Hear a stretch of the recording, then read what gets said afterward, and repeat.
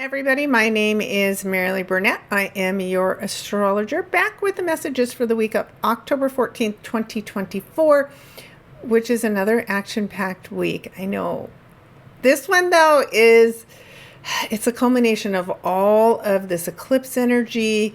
It's the pressure that we need to let go and change and move forward. It's a big deal. So we'll break it down, of course, as we always do.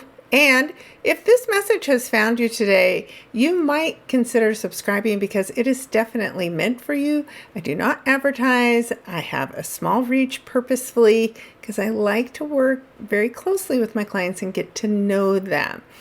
So consider clicking on that subscribe button now.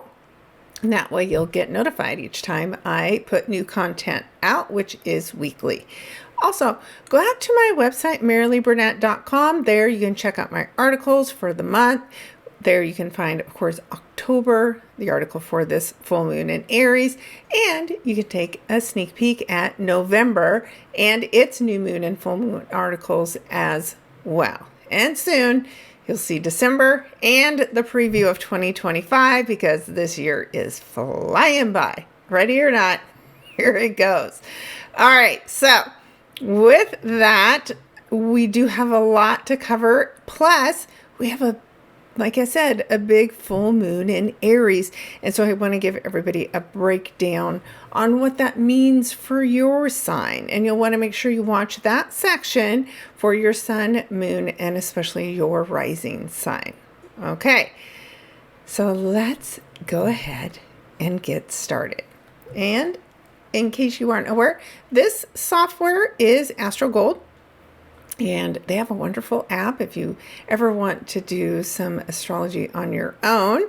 It's a pretty good tutorial that you can download, and I don't get anything for saying this. I'm just telling you it's a great software program that I enjoy, and I agree with most of the interpretations, so wouldn't recommend it if I didn't. So that all said, let's jump into Monday, October 14th. So on this day, there's a lot of bold energy, right?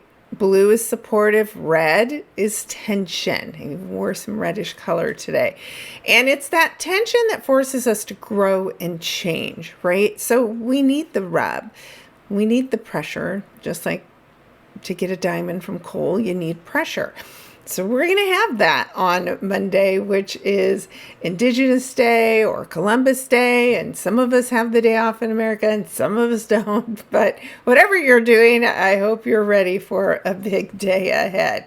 So where should we start? Well, let's start with the T-square. The T-square is always three energies that are forming squares to one another plus an opposition, and it creates this triangle appearance. And all of this pressure, I also like to think of it as like a volcano, has to escape somewhere. Now, the escape point, the pressure point where everything is building up, is going to be in this Mars in Cancer energy. So this can be a bit of a spoiled child reaction to whatever is causing you discomfort. Cancer is our emotions, right? It is our intuition. Mars is action, right? It can be aggressive even. And it can be women, right, who are under pressure, mothers in particular who are under pressure. And something about that explodes in some way today. But again, we need to see whatever this is in order to resolve the conflict. So we have Mars at the top of it squaring to the sun, which will be in the sign of Libra. And this started on Sunday. So we're still seeing the culmination of this on Monday. So you might want to go and watch last week's video if you haven't seen that yet, just to get some more of the details. And then the sun in Libra, of course, is shining a light on a relationship of some kind. And it is across the sky from Chiron, our wounded healer energy. And so the sun is shining a light on an area that we don't necessarily like to have the light shined on, right? Because it's where we feel weak. It's where we feel hurt. And it could be where we feel hurt by a relationship, right? By somebody else's success. Could be a threat to ourselves. And they're not really, but we're creating that, right? And so the tension between these two areas, as they're pushing against one another, that's what causes earthquakes, right? Is as they push, they create the upward movement, and it has to escape. So there is some pressure point between Sunday and Monday that you'll notice, and the escape is an emotional one. So there's one thing going on. Then we have Venus in her not so favorite sign of Scorpio, but it does make, again, for very intense feelings. Mars would prefer being in Scorpio. It's one of its rulers, right? But Venus here, things are a little too dark, a little too intense. And today, that energy which could represent women in a position of power are having difficulty with this Uranus energy in the sign of Taurus, which actually Venus rules, right? So there's something Venus needs to understand that's happening in her home sign, and she doesn't like what she sees. So again, we've got this feminine energy that is unhappy by this instability back at home. That's where the conflict lies. So there's pressure. Now, helping us, the blue energy is Jupiter in the sign of Gemini, but it is now retrograde, right? So we're now considering all that we've seen as Jupiter's been moving forward through this sign that rules communication, it rules learning, it rules transportation. This is the air. Jupiter's been making the air very big lately. We've seen back-to-back hurricanes in Florida. Big air, right? Big chaos from the earth. Uranus in Taurus, right? These energies are stirring things up. Now, even through natural disasters, right? There's always something that we're supposed to see, and we need to learn. How can we be better prepared? How can we start to put things in place so we can lighten the load and the pressure and climate change, right? How do we do a better job of stopping doing the things that are creating climate change? Like the warm ocean is fuel to a hurricane. What do we need to do to help cool the ocean waters down? I am not a scientist. I cannot tell you, but these are the things that we are going to explore much more in 2025. So this is some things to consider. And when Jupiter goes retrograde, the things that we think we know, we think we understand, we have to look at them again. So now we've got Jupiter speaking in harmony. If you've been following me, this is a long conversation with Chiron and Aries. What are the things we do to cause harm to ourselves, to erode our own self-confidence? What do we need to see and understand to heal? That's the work that we're doing. And Jupiter is a benefic planet. It brings blessings and opportunities. And so it's speaking in harmony with Chiron.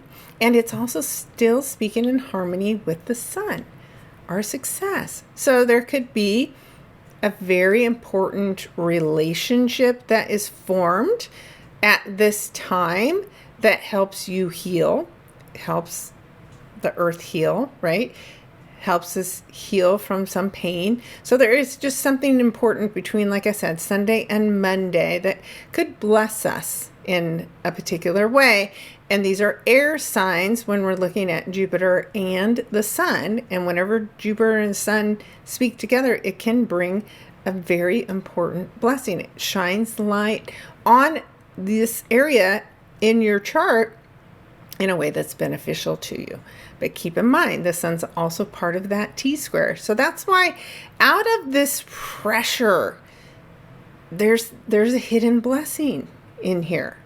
Out of all of the pressure, out of all of the opposition, there is a hidden blessing. And we want to allow that to show up for us. But we want to keep our emotions under control, now overreacting, right?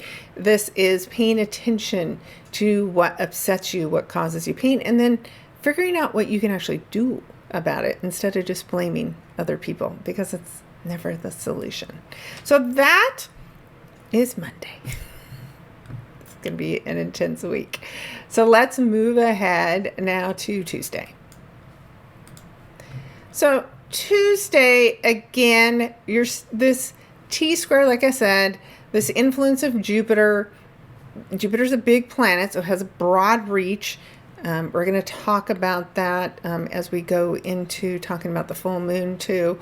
The biggest shift on Tuesday is we take that Venus energy still in that opposition conversation with Uranus, and now we add in the influence of Neptune in Pisces. So we have two water signs, Pisces and Scorpio, speaking in harmony. This blue energy is a trine to one another. Now, for some, this could be where you run off to escape because you don't like dealing with all this over here. So be careful, right? You could easily drink too much, indulge too much, try to escape too much from reality. But ideally, this is where we get more creative. This is where we take those emotions and feelings and our intuition, our creativity, and we channel it into helping find the solution to resolve whatever the conflict is for you. And of course, that depends on where you have this showing up. Trines are energy that's helpful, but if you don't do anything with it, it, like I said, doesn't do you any good. It's like having money in your wallet. It's not doing you any good. It's just sitting there. But when you spend it on things, right, then you get something for the effort. And that's what you're trying to do whenever you have a trine. Do something with what is being presented to you as an opportunity so that you, again, get something for your effort. So that's the biggest opportunity. And early in the day, we'll have seen the moon even part of this conversation. So definitely early part of the day on Tuesday, tune in, great time for meditation, and see what's showing up for you. Where are you being guided? What's the little voices saying that you should do right now? And trust those. Then as we move on to Wednesday, there isn't anything really different. As I've mentioned, this sextile between Chiron and Jupiter is going to be a long one because now Jupiter has slowed down. It started its retrograde last week. So the conversation between the two has changed. Now, both planets are retrograde, where when this conversation first began, Jupiter was still moving forward. So again, there's something about the story you're telling yourself about your pain that you need to start looking at from a new, fresh perspective. And from that perspective, what can you learn? What can you learn to let go of and heal instead of just picking away at that little pain point and never, ever letting it heal?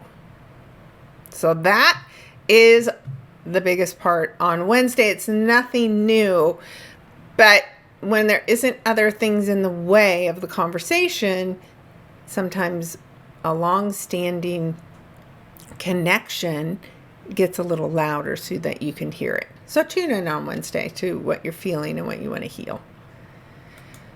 All right, then the big moment for the week is going to be here on Thursday. And I think I can switch this back a little bit so I can show it exact. So as we get the moon moved back, so it's at 24 degrees of Libra, just like the sun is. This is when we'll be having our full moon in Libra on October 17th. So why, and I'm saying that wrong, full moon in Aries on October 17th. So the sun is in Libra, shining a light to the moon, right? And that's where the completion is happening. But remember, we started out Monday saying, hey, but here's Mars in Cancer, not happy, under a lot of pressure, and this pressure is still continuing during this full moon. So this could be a very dramatic ending, right? Full moon brings completion, culmination. It's like a cup of water where you can't put any more water in it, right? That's it. You filled your cup. It's done. If you try to put more in it, it just overflows, right? And emotionally, when things are overflowing, they're not good. So you can't drag this on. Whatever this is, it needs to end. And since this is all about the conversation that started in July of 2023 between the nodes, the North Node is in Aries and the South Node is in Libra, this one's a big deal because this is the last full moon we will have that affects directly the nodes, and these nodes will shift in January. So we will not see another full moon in either Libra or Aries before these nodes shift into Pisces and Virgo. So this, I think, is a culmination of the work that you have been doing since that time. And you may find when you complete this, when you start pursuing what is best for you, which is what the North Node in Aries is all about, not in a selfish way, not in a bad selfish way, let me put it that way, because it's okay to be a little selfish and to pursue what you love, right? But you can't do that if you stay in toxic relationships, if you keep giving your power away, if you continue to be a people pleaser. You're just going to end up exhausted, and then you don't have any energy left to take care of you and your needs. So when you have that aha moment that maybe kicks off on Monday, right? When this pressure, maybe is Sunday, as this pressure builds, you're finally going to get to that point where enough is enough. And you can't wear rose-colored glasses anymore. You can't pretend that you can make this work, that you can make the sacrifice because the other person isn't healthy. Well, that's not living either.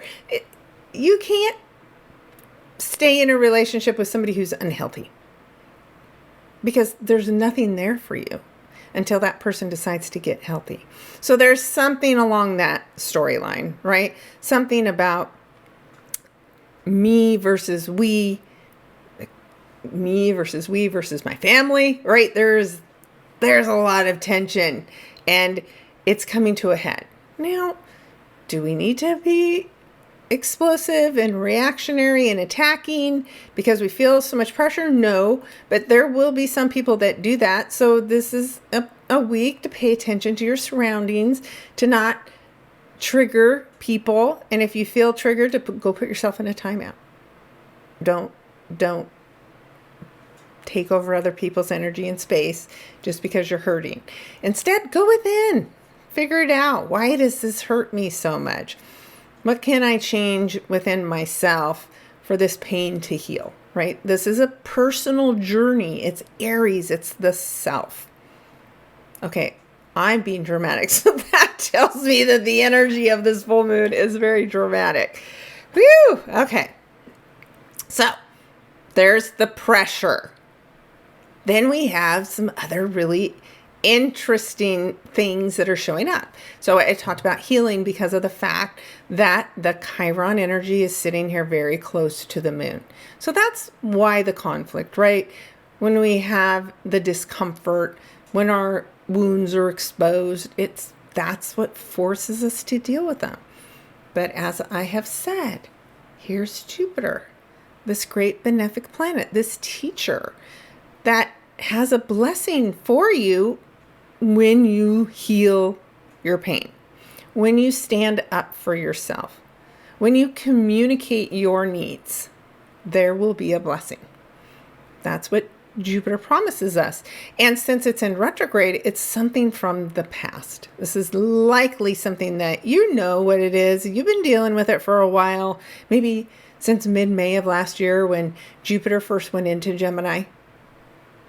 So now's the time to start finishing the work. So we have that still going on, which started Monday, but something about it is a big deal right now. But wait, there's more. I always feel like an infomercial when I'm doing astrology because there's so much stuff to talk about. Not directly involved, of course, but here is on Thursday at the time of the full moon, the last day of Venus in Scorpio.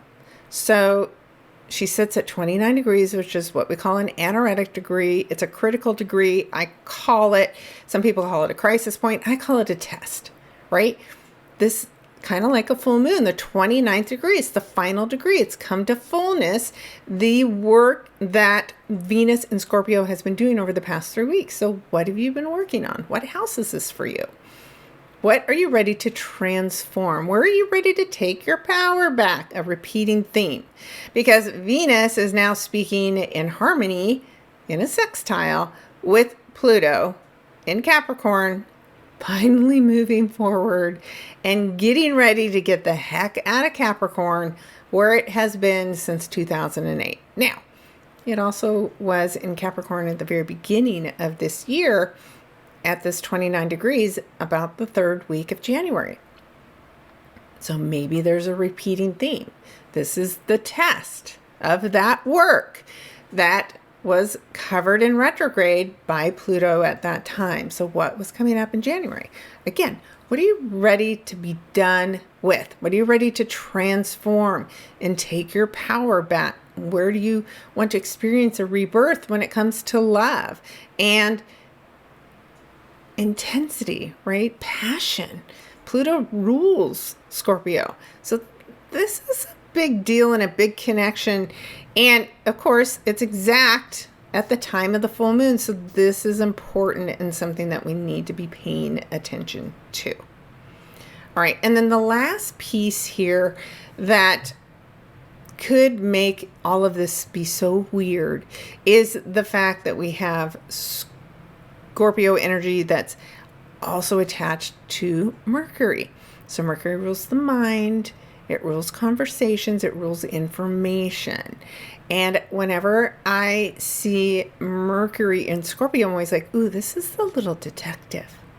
So what secrets are going to come up at the time of this full moon? And maybe the secrets being exposed are what cause all of the tension and the upset that finally pushes you to heal. North Node in Aries, this is, destiny for us to pursue whatever it is that we're passionate about. So what you learn during this full moon, like I said, it's going to push you to do the work, because we can't avoid fated work. That's what the nodes are here for, to help us and guide us on our journey and provide us the lessons that help us grow.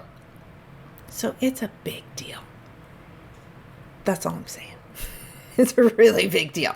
All right, so let's give a quick rundown of what that could mean for you as an individual. Because when we look at this and break it down, I do this by whole sign houses. So that's assuming that you have Aries at the 0 point, which very few people do. But it's a way for me to give you a general forecast for what you could expect to come to an end, or what you can focus on bringing to an end, right? Using all this tension and leveraging it, right? Because if you've been stuck, you need this extra push to finish whatever this is for you. So Aries is happening in your first house. And that means you're really feeling the pressure. And if it's in your first house, that puts the sun in your 7th house. So this is all about, again, that me, we energy. What is it that I want versus what my partner wants? Why is it something that we continue to fight over? And how are we going to meet in the middle? Trust me, this little energy here with Mars is going to help you figure that out.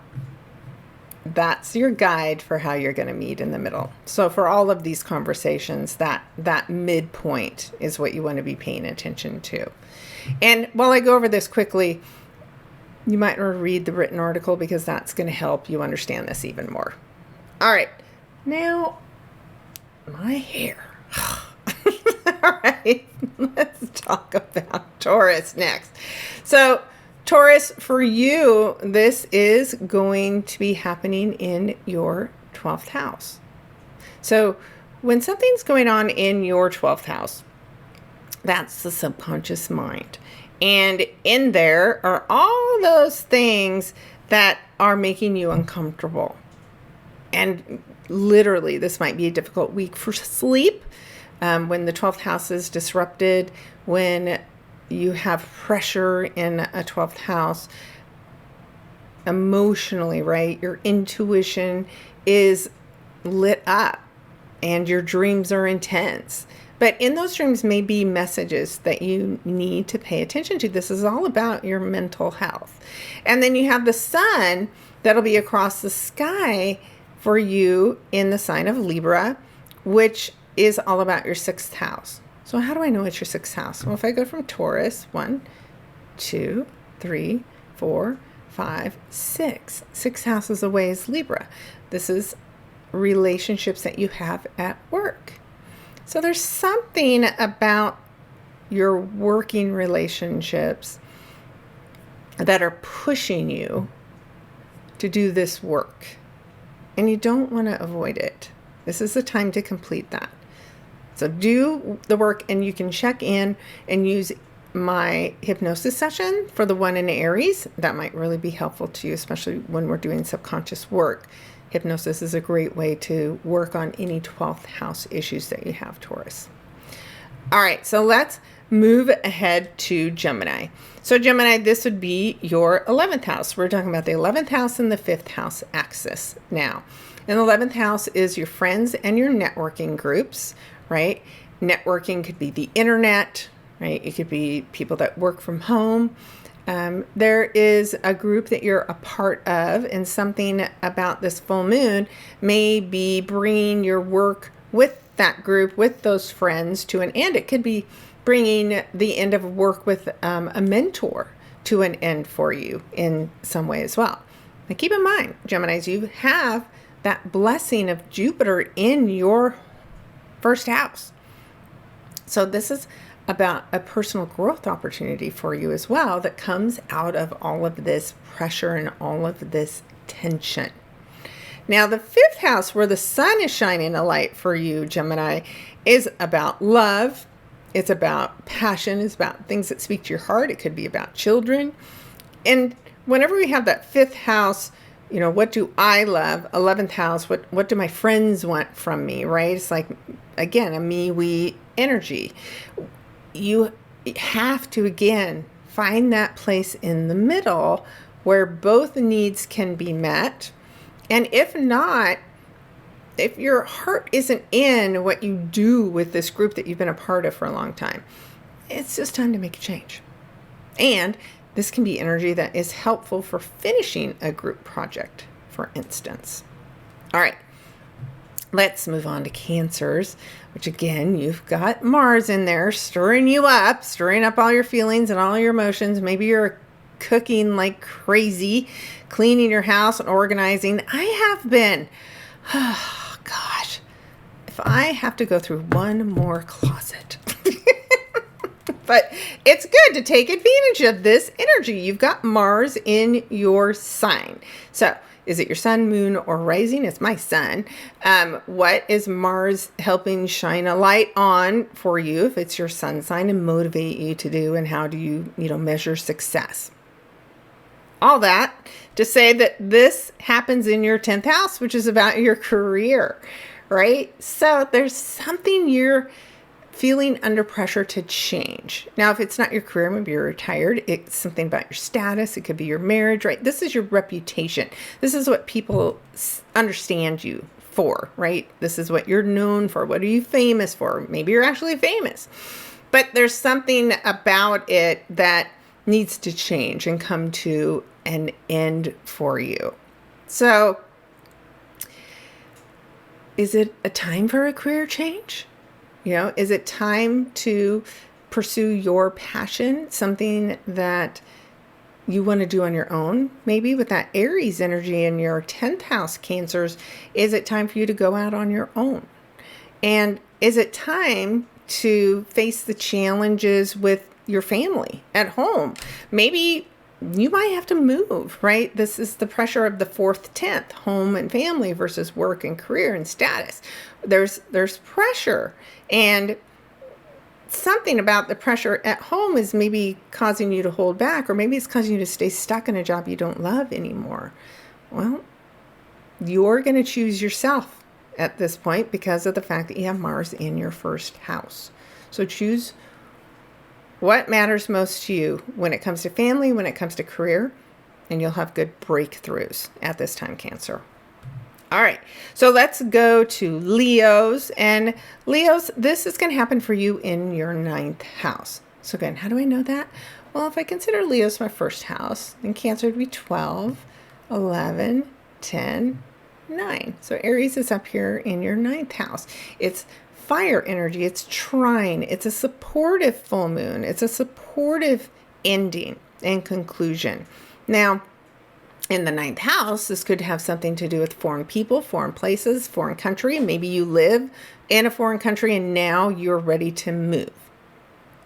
Maybe you have to move because of this pressure you're under from the 3rd house where the sun's shining a light that's saying, but we miss you back here, right? There's something about the coziness of the little community where you feel more successful versus this big unknown in the 9th house. So it can be something about higher education. You could be completing a degree, or you could be deciding, right, that you're ready to pursue a degree. So it's something about opportunities to grow and expand. The sun shows you where it's safe to play small, but the moon's highlighting, right? If we take a risk, if we push ourselves to act confident, even though we don't feel confident yet, then we will see confidence coming into our reality. So, will you grow? That's the question, Leo. I think you will. All right. Next, we have Virgos. So, Virgo, this is your 8th house. So, it's the 8th house and it's the 2nd house. This is about money. The 2nd house is the money we make ourselves. And the 8th house is all about the money that we get from other people and other types of resources. It can even show us our partner's resources, right?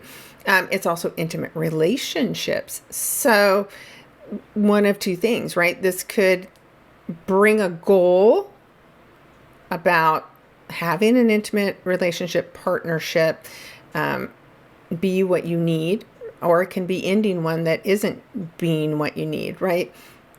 When we put all of our value in the 8th house, it says, I give my power to other people to make me feel good about myself, right? I let other people provide value for me instead of creating it for myself.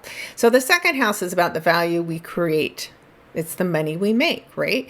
And so there's something about that again. How does the way I make money influence this area that affects my partner? Maybe there's power struggles in money in your relationships because of this struggle, this tension, and this pressure. Maybe something that, if you think about Mars in your 11th house, there's something a mentor can do to help bring some of this tension to a head so that you can get it released. But if you're in a combative relationship at all with your partner, this is the time to work through it and see each other's needs. Okay. Next, we of course have you Libras. So Libra, now we're doing exactly the opposite of what we said with Aries. So it's still the 1st and 7th axis, but that means the sun in your 1st house you are shining a light on this Aries energy, your relationship, your business partner, your marriage partner in the 7th house. There's some conflict between the two of you that needs to get resolved. And it could be around work. If you look at this Cancer energy up in your 10th house, there could be something about you spending too much time at work, or vice versa. Maybe it's your partner who spends too much time at work. It's a time to get back to meeting the needs of both people in the relationship. And that could be business or personal, right? And it could be a really close friend too. 7th house is serious relationships. So there's many people who have lifelong friendships. And there's something about that struggle that you can put behind you with the help of this full moon. Okay, Libras. Next, we have Scorpio. So Scorpio, just like Taurus, you'll opposite there. It's still the 6th house and the 12th house. But for you, the full moon actually happens in your 6th house. Again, how do I know that? Scorpio's number 1, 2, 3, 4, 5, 6. So here's Aries' 6th house. 6th house is your health. It's your work. It's your day-to-day activities. Could even be your pets. It can be being of service. So say you don't work, but you volunteer. There's something about what you're doing on a day-to-day basis that is coming to fullness, coming to completion. So are you taking your power back? And maybe you work for a large organization, which the sun in your 12th house, and you're ready for a big change or ready for a big transformation. And again, is it pressure that you feel to grow and you feel like you're stagnant at work? Well, that Mars energy is going to say, I got to grow. I can't stay stuck anymore. I need to be nurtured in my career, and I don't feel like I am. So I'm going to make a big change. Okay, let's see what happens for you, Scorpios. Next, we have a Sagittarius. So Sagittarius, so you, like Gemini, are doing the 5th and the 11th house axis. Gosh dang it, axis. I can't say that word today. So in your 5th house, what's coming to fullness? And keep in mind, you're a fire sign. So again, this is something beneficial to you. Jupiter is your ruler in that beneficial placement with the sun and the moon. So this should provide you with a pretty big opportunity. In the 5th house is something you're passionate about. It could be love. It could be children. It could be a hobby. But something in that area is coming to fullness for you. You could get pregnant. So if you don't want that, I'm warning you right now, because that might cause a little bit of tension in your life should that happen at this moment.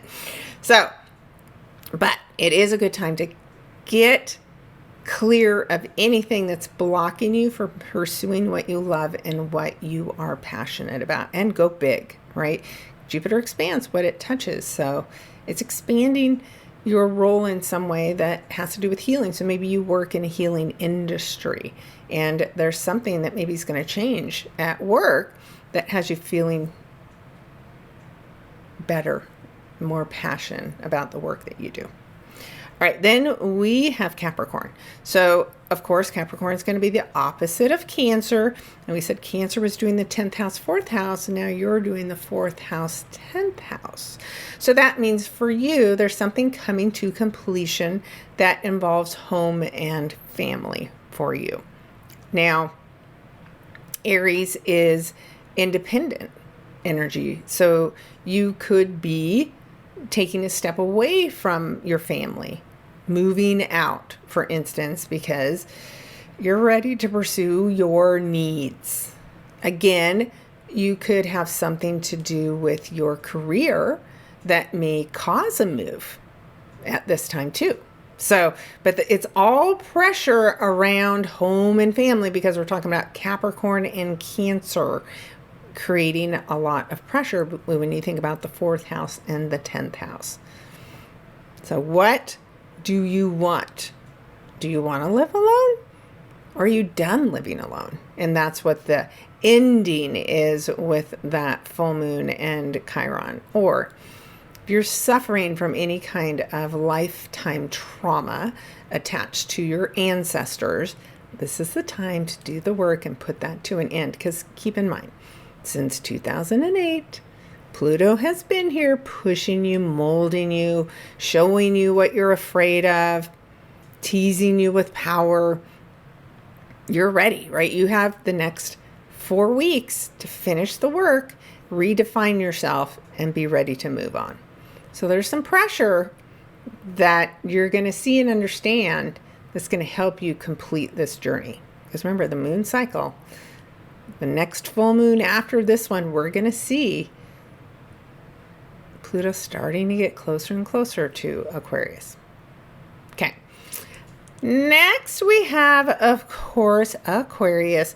And here we're talking about the 3rd house and the 9th house. So this happens for you in your 3rd house. This is something that can come to fullness. It's the community that you're a part of. It could have something to do with your extended family members, your cousins. This could be something to do with communication or transportation even. And it could be a move in your local community. This Sun in your 9th house is showing you opportunities where you can shine if you're willing, right, to grow and expand and push yourself beyond your boundaries. But the full moon says, right, well, in order to do that, there's something I'm a part of now that kind of holds me back and keeps me small, and I got to finish it. Or you could just be somebody who's working on a book or a writing project or a course that speaks to your heart that you've wanted to finish. Then do it now because you have the support to do it. There's pressure, but you still have the support to get it done.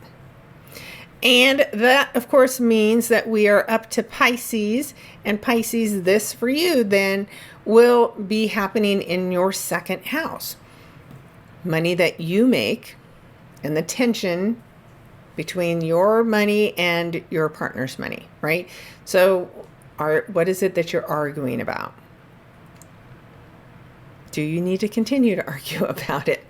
That pressure from Mars in your 5th house, that says you got to be willing to work for a company that supports you and what you love and what you're passionate about. And again, the company has to nurture you. So there could be something that comes up now that could disrupt your work life a bit because of something that's happening in your partner's work life, could disrupt things at home. But keep in mind, as long as you have good communication with one another, you can work through whatever the conflicts are. But you have to speak from the heart in order to resolve the conflict between the two of you. Okay. Whew. That's a lot of stuff to talk about on Thursday. We still have a few more days to go. So with that, I'm going to move us on to Friday. So let me switch this back. Let me move us ahead. And you're going to see on Thursday, everything's kind of faded away from the full moon's energy.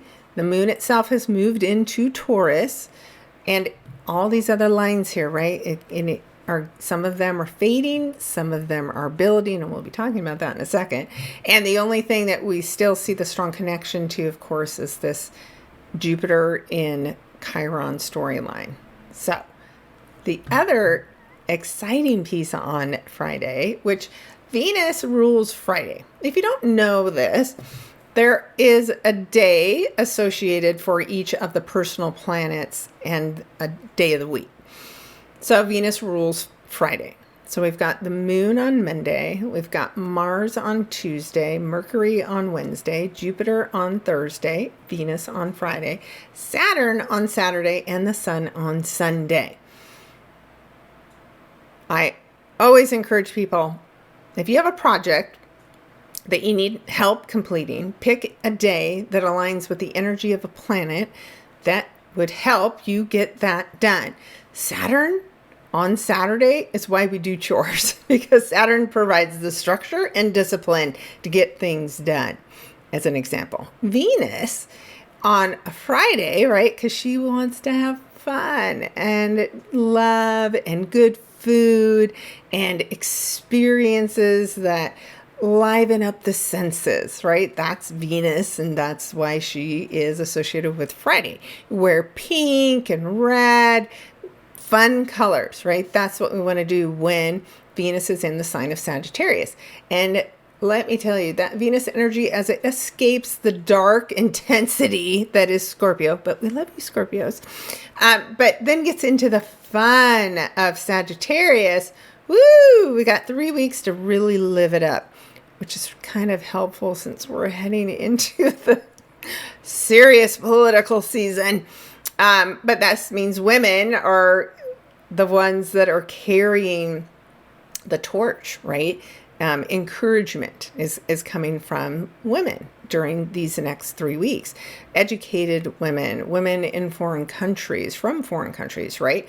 There's something about highly educated women that will be important to us, and we'll want to be women who travel, who are highly educated, who are fun and adventurous.